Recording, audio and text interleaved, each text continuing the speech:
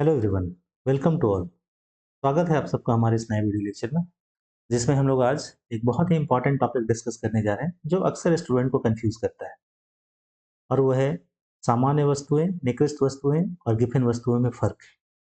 हम लोग पढ़ तो लेते हैं कि ये मांग के नियम को फॉलो करते हैं या नहीं करते हैं, लेकिन आज हम इनके बारे में डिटेल से देखेंगे। इस वीडियो को देखिए और इसके बाद आपको गिफिन वस्तुएं, सामान्य वस्तुएं, निकृष्ट वस्तुएं, इनमें अंतर करना और खास करके इसके इक्वेशन को समझना, जो प्राइस इफेक्ट जो है सब्स्टिट्यूशन इफेक्ट और इनकम इफेक्ट के बराबर होता है, ये आपको क्लियर हो जाएगी। ठीक है, तो चलिए हम लोग स्टार्ट करते हैं। तो देखिए, हमने मांग का नियम में पढ़ा था। मांग का नियम क्या बोलता है? Law of demand.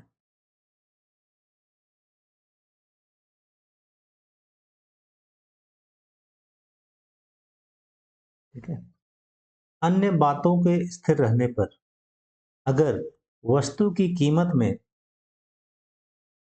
वृद्धि होती है तो उसकी मांग घटती है, या वस्तु की ये कीमत है की कीमत में वृद्धि होती है तो मांग घटती है, और अगर वस्तु की कीमत में कमी होती है तो जो मांग है बढ़ती है। इसे ही हम मांग का नियम बोलते हैं। ठीक है, अब ये जो है, यहाँ पे क्या लिखा हुआ है? अन्य बातों के स्थिर रहने पर। अगर आपको मांग का नियम क्लियर नहीं है तो हमारे प्लेलिस्ट में है ये वीडियो, आप वहां जाके देख लेंगे। यहाँ पे एक चीज लिखा रहता है, अन्य बातों के स्थिर रहने पर। अन्य बातों के स्थिर रहने पर। ठीक है, मतलब आप इसमें सिर्फ किसके बारे में बात कर रहे थे? वस्तु की कीमत के बारे में, प्राइस। ठीक है, और इसे हम वस्तु का मूल्य प्रभाव बोलते हैं, कीमत प्रभाव। ये जो मूल्य प्रभाव है, प्राइस इफेक्ट, ये दो चीज से मिलकर बना होता है। एक है इनकम इफेक्ट, इसे हम पी को क्या लिखेंगे? प्राइस इफेक्ट, मतलब कीमत प्रभाव। ये दो चीज से मिलकर बना होता है। एक है इनकम इफेक्ट और दूसरा है सब्स्टिट्यूशन इफेक्ट।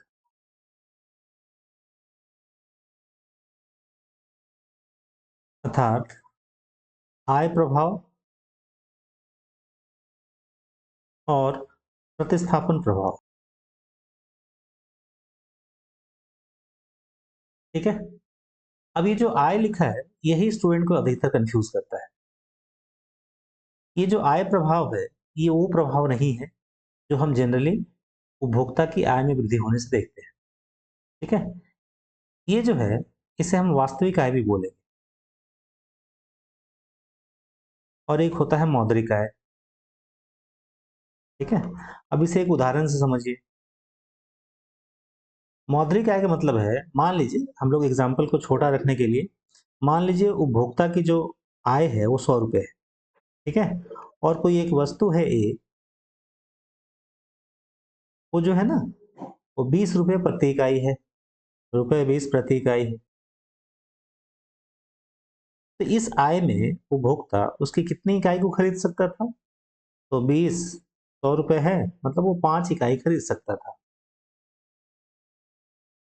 ठीक है, अब उपभोक्ता की आय वही रहेगी, लेकिन मान लीजिए वस्तु की जो कीमत है वो घट गई, वो हो गई 10 रुपए प्रति इकाई। ठीक है, अब 10 रुपए प्रति इकाई होने से क्या फर्क पड़ेगा? उपभोक्ता की वो आय तो वही है, लेकिन वस्तु की कीमत घट जाने से उसकी परचेजिंग पावर, खरीदने की क्षमता बढ़ जाएगी। अब वो उतना ही इनकम में उस वस्तु की 10 दही 100, मतलब 10 इकाई खरीद सकता है। ठीक है, जो कि पहले 5 इकाई खरीद पाता था, और यही है उसकी वास्तविक आय। ठीक है, मौद्रिक आय आपकी स्थिर है, 100 रुपए की 100 रुपए ही है। वस्तु की कीमत घटने से जो उसके खरीदने की क्षमता में वृद्धि हुई, वही है हमारा यहाँ पे वास्तविक आय। तो यहाँ जो आय प्रभाव है वो वास्तविक आय को लेकर है, वो मौद्रिक आय को लेकर नहीं है। ठीक है, लेकिन इसको थोड़ा आगे बढ़ने से पहले हम इन तीनों वस्तुओं के बारे में, सामान्य वस्तुएं, निकृष्ट वस्तुएं, गिफिन वस्तुएं, इनका थोड़ा डिस्कशन करते हैं। लेकिन यहाँ तक आपको क्लियर होना चाहिए कि मौद्रिक आय क्या होता है और वास्तविक आय क्या होता है। ठीक है? अब देखिए, जो सामान्य वस्तुएं हैं, नॉर्मल गुड्स, ये मांग को नियम को फॉलो करते हैं। मतलब इसका जो अगर ग्राफ बनाएंगे, रेखा चित्र, ये कुछ ऐसा बनेगा। इधर है वस्तु की कीमत और इधर है वस्तु की मात्रा, क्वांटिटी। ठीक है? जैसे जैसे कीमत घटेगी, मांग बढ़ेगा। यही है, आप देख सकते हैं ये शून्य है। हमने ग्राफ पढ़ना भी अच्छे से सीख लिया, आप पिछले वीडियो में लेके देख सकते हैं, लेक्चर में जाके। तो जैसे जैसे कीमत घट रही है, आप देख रहे हैं ना, मांग बढ़ते जा रही है। कि मान लीजिए ये 10 रुपए है, ये 20 रुपए है, ये 30 रुपए है और ये 40 रुपए है। ऐसे हमने बना दिया कीमत। और इधर है मात्रा, ये 10 है, ये 20 है, ये 30 है और ये 40 है। इससे आपको क्या देखने को मिल रहा है? जब वस्तु की कीमत 40 रुपए है तो उसकी मांग कितनी थी? 10 इकाई की। जब वस्तु की कीमत 30 रुपए है तो उसकी मांग बढ़ के हो गई 20 इकाई की। जब वस्तु की कीमत 20 रुपए हो गई घट के, तो मांग और बढ़ गई। ठीक है? इस तरह से आप इस ग्राफ को रीड कर सकते हैं। इस ग्राफ का जो ढाल है, स्लोप है, वो कैसा है? इस ग्राफ का जो ढाल है, उसे आप क्या बोलेंगे? ऋणात्मक ढाल, नेगेटिव स्लोप। ठीक है? हमने ये भी देखा है, स्लोप को ऋणात्मक और धनात्मक कब बोलते हैं। तो ये सामान्य वस्तुएं हैं और ये मांग के नियम को मानती है। मांग के नियम को मानती है। ठीक है? मतलब वस्तु की कीमत बढ़ेगी तो उसकी डिमांड जो है घट जाएगी, कीमत घटेगी तो डिमांड बढ़ जाएगी। ठीक है? दूसरा आता है निकृष्ट वस्तुएं। कभी कभी इसे हम घटिया वस्तुएं भी बोलते हैं। इसे हम घटिया वस्तुएं भी बोलते हैं। Inferior goods. ध्यान रखिएगा, ये गिफन गुड्स नहीं है। ठीक है? अब देखिए, अगर मान लीजिए हम ऐसे बताएं कि ये हमारा इंफीरियर गुड्स के लिए एक वेन डायग्राम है। ठीक है? ये इंफीरियर गुड्स है, घटिया वस्तुएं। और अगर हम गिफिन को भी बताएं तो गिफिन इसके अंदर होगा, गिफिन गुड्स। ठीक है ना? कहने का मतलब है सारी की सारी गिफिन गुड्स, गिफिन मतलब निकृष्ट में भी निकृष्ट, अति निकृष्ट। ठीक है? इसलिए इसको नाम दिया गिफिन। जो अर्थशास्त्री थे उनके नाम पे ये पड़ा हुआ है नाम।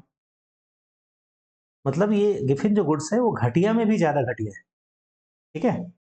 तो जो भी गिफिन गुड्स होंगे वो इंफीरियर गुड्स होंगे। मतलब जो भी घटिया वस्तु गिफिन गुड्स होगी वो घटिया वस्तु होगी, निकृष्ट होगी। लेकिन vice versa is not true. मतलब जो भी इंफीरियर गुड्स है वो गिफिन गुड्स हो, ये कोई जरूरी नहीं है। ये बहुत इंपॉर्टेंट पॉइंट है अभी जो हमने कहा। ठीक है? मतलब जैसे आप इसे ऐसे समझ सकते हैं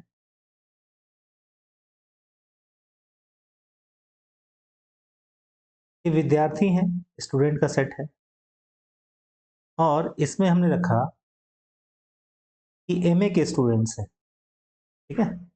एमए के स्टूडेंट। तो आप ऐसा बोल सकते हैं एमए के जितने भी स्टूडेंट होंगे वो स्टूडेंट तो होंगे, लेकिन क्या सारे के सारे जो स्टूडेंट्स हैं वो एमए के स्टूडेंट होंगे? कोई जरूरी नहीं। ठीक है? वो बीए का भी हो सकता है, वो बीएससी का भी हो सकता है, किसी इंजीनियरिंग बीटेक का भी हो सकता है। उसी तरह से जो भी गिफिन गुड्स हैं वो इंफीरियर गुड्स तो होंगे, लेकिन सारे के सारे इंफीरियर गुड्स हैं वो गिफिन हो, ये कोई जरूरी नहीं। ठीक है? अब यहाँ जो है इंफीरियर गुड्स, ये भी अभी लॉ ऑफ डिमांड को मानते हैं, मांग के नियम को। मतलब इनका जो ढाल होगा वो क्या होगा? अभी भी ऋणात्मक होगा। ठीक है? ठीक उसी तरह से इधर कीमत है और इधर जो है क्वांटिटी, मात्रा है। ठीक है? इसको बताने की जरूरत नहीं है, आपने अभी देखा ही। तो जो घटिया वस्तुएं हैं, निकृष्ट वस्तुएं, ये भी लॉ ऑफ डिमांड को फॉलो करते हैं। लेकिन जब आप गिफिन में आएंगे तो गिफिन कुछ गड़बड़ करता है, और यही आपको देखना पड़ेगा। गिफिन वस्तुएं गिफिन वस्तुओं के केस में ये लॉ ऑफ डिमांड को नहीं मानता। मतलब अगर आप कीमत बढ़ाएँगे तो उसकी डिमांड जो है ना वो बढ़ जाएगी। देख रहे हैं स्लोप दोनों में? ये ऋणात्मक स्लोप है, जबकि ये जो है ये धनात्मक स्लोप है। ठीक है? मतलब प्राइस इसकी बढ़ेगी, तो इसकी डिमांड भी बढ़ती जाएगी, मात्रा भी बढ़ती जाएगी। ठीक है? अब क्या है ना, एक चीज़ हमने देखा है, स्टूडेंट इसे रट तो लेते हैं, लेकिन उसका एक प्रैक्टिकल एग्ज़ाम्पल नहीं देख पाते। इस फ़ॉर्मूला का तो छोड़िए, ये तो बात की बात है। Price effect equal to income effect plus substitution effect, ये तो आपको पता होना ही चाहिए और हम लोग उसको डिटेल में देखेंगे भी। लेकिन आपको गिफिन का जो है ना, ये कांसेप्ट क्लियर हो जाएगी कि ऐसा कौन-सा वस्तु है जिसका प्राइस बढ़ेगा तो डिमांड बढ़ेगा। जनरली स्टूडेंट जो हैं गिफिन को वेवलेंट गुड्स से कंपेयर कर लेते हैं और वहाँ पे कन्फ्यूज़ हो जाते हैं। वेवलेंट गुड्स जो हैं, ये वो गुड्स हैं, इनकी भी कीमत बढ़ती है, तो डिमांड जो है बढ़ती है। लेकिन दोनों में एक फ़र्क है। ये गुड्स वो गुड्स हैं जो शो ऑफ करने के लिए यूज़ किए जाते हैं। मतलब आपको अपनी अमीरी दिखानी है, जो बहुत अमीर लोग हैं, वो क्या है, कुछ अति विशिष्ट वस्तुओं की खरीदारी में ज़्यादा वो लोग इंटरेस्टेड रहते हैं। जैसे पेंटिंग हो गई, ठीक है? महँगी कारें हो गई, जैसे रॉल्स, महँगी कार में आती हैं। महँगी ज्वेलरी हो गई, महँगे फ़ोन्स हो गए, तो उनकी भी कीमत बढ़ेगी तो डिमांड बढ़ती जाती है। लेकिन वैसे गुड क्या कहलाते हैं? वेवलेन गुड्स कहलाते हैं। वेवलेन और गिफिन में फ़र्क है, ये मजबूरी वाली चीज़ है, ठीक है? जनरली ये गरीब लोगों में पाया जाएगा जिनकी आय कम है और ये बहुत ही अमीर लोगों में पाया जाएगा। तो वेवलेन का भी जो है कर्व है, ये पॉजिटिव स्लोप वाला ही होता है, लेकिन ये जो है गिफिन से अलग है, ठीक है? तो वेवलेन समझ गए वेवलेन क्या होता है, ठीक है? जैसे याच हो गया, महँगी पेंटिंग हो गई, महँगी गाड़ियाँ हो गई, महँगी घड़ियाँ हो गई, ये सब वेवलेंट गुड्स में आते हैं, ठीक है? अब हम लोग गिफिन के बारे में थोड़ा देखेंगे एक एग्ज़ाम्पल से। ये एग्ज़ाम्पल अगर आप समझ गए, तो ये आपको बहुत क्लियर हो जाएगा कि गिफिन गुड्स होता क्या है, ठीक है? तो गिफिन गुड्स में हम लोग एक एग्ज़ाम्पल ले रहे हैं गिफिन को समझने, किसको समझने के लिए? गिफिन के एग्ज़ाम्पल को समझने के लिए, गिफिन गुड्स को, गिफिन वस्तुओं। मान लीजिए एक कंज़्यूमर है, मुकेश, ठीक है? वो अपने खाने के लिए वो दिन में उसको 3 बार भोजन करना पड़ता है, सुबह, दोपहर, शाम, और उसके पास खाने के लिए ₹600 है, मान लीजिए। 600, हम लोग थोड़ा इसको आसान करने के लिए ₹6 ही लेते हैं। समझना है इसलिए हम लोग समझने के लिए क्या लेते हैं, उसके पास ₹6 हैं, इसको खाने पे खर्च करता है। अब देखिए वो खाता क्या है, उसे दिन भर उसमें दिन में 3 बार खाना होता है, 3 बार खाना होता है, ठीक है? उसके पास खाने के लिए है पाव और है केक, ठीक है? पाव जो है यहाँ इंफीरियर गुड्स है, मतलब केक के मुकाबले ये इंफीरियर है। इसे आप मानेंगे सुपीरियर गुड्स। अभी हम गिफिन वगैरह कुछ नहीं बोल रहे हैं, आपको बस नेचर देखना है, ठीक है ना? अभी बोल रहे हैं केक जो है अच्छा खाना माना जाता है, पाव जो है इंफीरियर गुड्स माना जाता है, ठीक है? अब एक पाव जो है ₹1 में मिलता है और एक केक जो है वो ₹4 में मिलता है। एक केक की कीमत कितने ली हमने?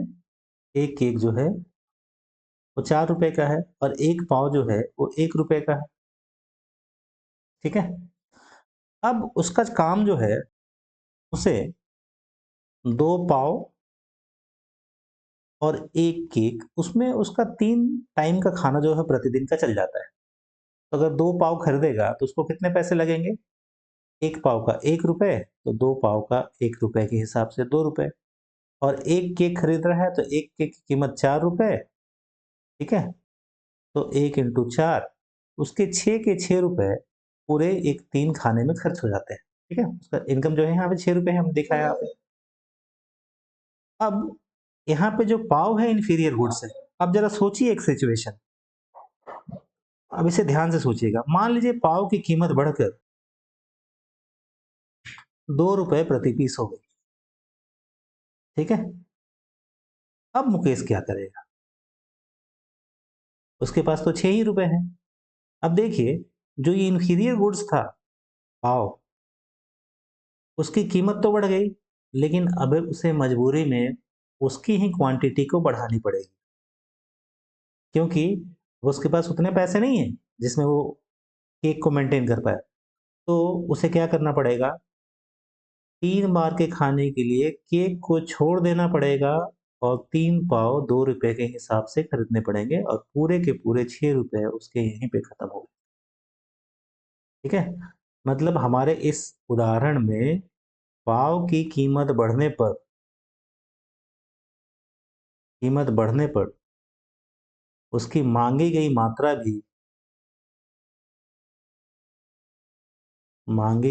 भी बढ़ गई। ठीक है? और यही है हमारा गिवन गुड्स। इंफीरियर में भी इंफीरियर। उसे क्या करना पड़ेगा? उसको केक को त्यागना पड़ेगा और केक को छोड़कर पाव में आना पड़ेगा। ठीक है? तो किसी भी गिवन गुड को होने आपको ये एग्जांपल अच्छे से समझ में आ गया होगा। ठीक है? अब इसका कर्व कैसा हो जाएगा? जाहिर सी बात है, आप उसकी पाव की कीमत बढ़ाएंगे, डिमांड बढ़ गई। ये पाव की कीमत है, प्राइस ऑफ पाव, और ये उसकी क्वांटिटी है, मात्रा है। कीमत बढ़ी, डिमांड बढ़ गई। ऐसा बहुत होता है। जैसे आप गिवन गुड्स में केरोसिन का एग्जांपल ले सकते हैं। ठीक है? लेकिन क्लियर कट डेफिनिशन, मतलब क्लियर कट एग्जांपल कहीं नहीं है, ये सिचुएशन पे डिपेंड करता है। तो अगर आप रट लेंगे कि ये गिवन है, तो कहीं कहीं वो फेल कर जाएगा। आपको सिचुएशन समझना है।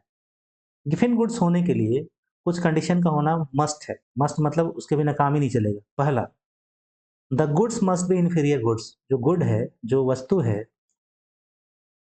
पहला कंडीशन, वस्तु जो है वो घटिया वस्तु होनी चाहिए, मतलब इंफीरियर वस्तु होनी चाहिए, निकृष्ट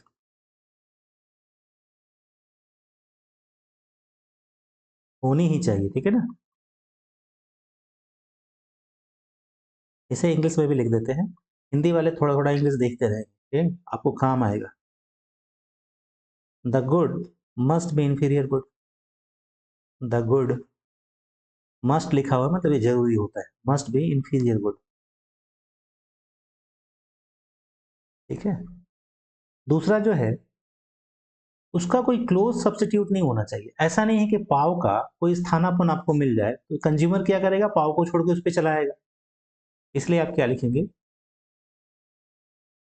गिफिन का कोई स्थानापन्न नहीं होना चाहिए, कोई स्थानापन्न नहीं होना चाहिए। हमारे एग्जाम्पल में क्या है? पाव का कोई स्थानापन्न नहीं है, तभी तो उसको केक को छोड़ना पड़ा, नहीं तो किसी दूसरे में चला जाता जो ₹1 में उसे मिल जाता। इसे क्या लिखेंगे? देयर मस्ट बी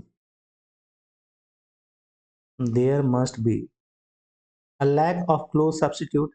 लैक मतलब कमी होनी चाहिए, लैक ऑफ क्लोज सब्स्टिट्यूट। हम लोग जानते हैं सब्स्टिट्यूट गुड क्या होता है। जैसे चाय कॉफी हो गई, ये सब्स्टिट्यूट है। कोक, पेप्सी, ये सब्स्टिट्यूट है। और साथ ही ये कॉम्प्लीमेंट्री गुड्स आता है, पूरक वस्तु, जैसे गैस और गैस का सिलेंडर, कार, पेट्रोल। ठीक है? जो तीसरा कंडीशन है, ये भी इंपॉर्टेंट है। उपभोक्ता की आय का एक बड़ा हिस्सा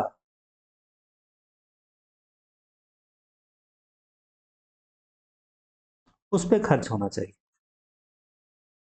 ठीक है? अगर ये तीन कंडीशन सेटिस्फाई होते हैं, तभी उस इंफीरियर गुड को हम गिवन गुड बोलेंगे। ठीक है? ये क्लियर है ना? तो मेरे ख्याल से गिवन गुड का कंसेप्ट जो है बहुत क्लियर हो गया होगा, और तीनों का ग्राफ भी क्लियर होगा। एक बार ग्राफ हम थोड़ा डिस्कस कर दें। ये है नॉर्मल गुड्स का ग्राफ। ठीक है? सामान्य वस्तु में।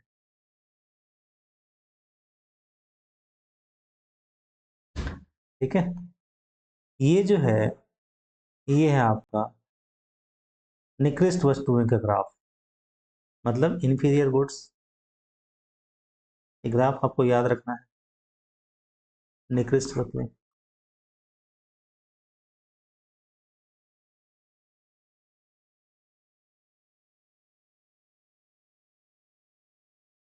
लेकिन गिफिन के केस में क्या होगा, ग्राफ जो होगा ऐसे हो जाएगा। ठीक है, ढाल जो है क्या हो गई, धनात्मक हो गई, यहाँ जो स्लोप है ऋणात्मक है और यहाँ भी ऋणात्मक है। ठीक है, क्लियर। अब हम लोग क्या देखेंगे, जो वहां शुरू में लिखे थे, जो कीमत प्रभाव है मांग के नियम में, वो दो चीज से मिलकर बना होता है, आय प्रभाव, और ये आय प्रभाव उपभोक्ता की मौद्रिक आय नहीं है, और प्रतिस्थापन प्रभाव। ठीक है,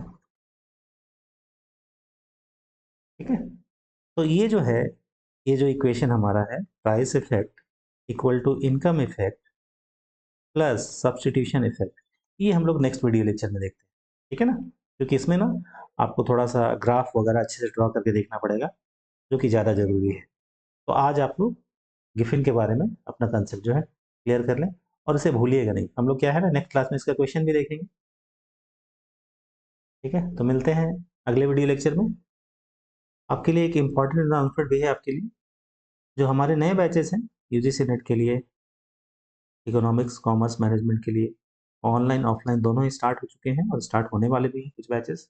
आप चाहें तो इन नंबर्स पर कांटेक्ट करके फर्दर डिटेल पता कर सकते हैं। ये हमारे व्हाट्सएप नंबर भी है, आप चाहें तो व्हाट्सएप कर लें। ठीक है, और इस वीडियो लेक्चर को हिंदी मीडियम वाले स्टूडेंट अपने सर्कल में जरूर सर्कुलेट करें, सो दैट बाकी को भी इसका बेनिफिट होता है। Thanks for watching this video. Thank you.